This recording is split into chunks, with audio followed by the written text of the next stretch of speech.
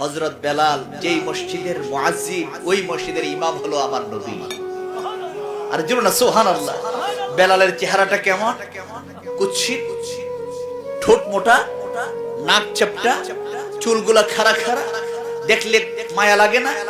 এমন কুৎসিত চেহারা। মক্কার জমিনের সবচাইতে কম দামের গোলাম বেলাল, সবচাইতে কম দামের গোলাম। 6 দিরহাম দিয়ে যাকে কিনলেন, ওই বেলালের মর্যাদা এত বেশি। ওই বেলালকে এত দামি বানাই দিয়েছে নবী। যেই মসজিদের ইমাম, ওই মসজিদের মুয়াজ্জিন হয়ে গেল বেলাল। আর নবী জানেন, বেলাল রে, তোর মর্যাদা এত বেশি।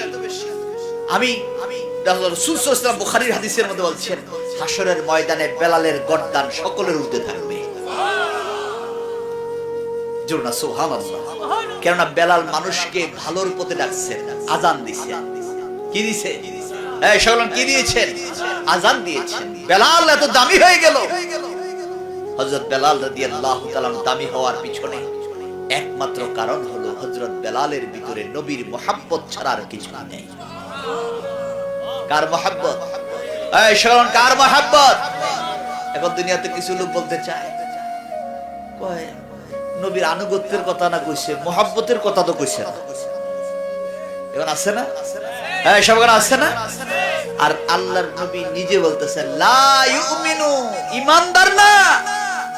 লা ইউমিনু, তুমি ঈমানদার দাবি করতে পারবে না হাত্তা আকুনা আহাব্বা ইলাইহি। এখন কিন্তু আতিউল্লাহ কয় নাই, কি বলছেন? আহাব্বা, ভালোবাসার কথা বলছেন।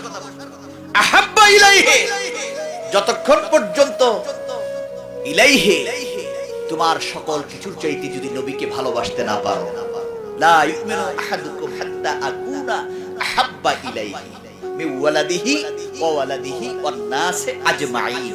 আজমাইনের মধ্যে সব চলে আসছে।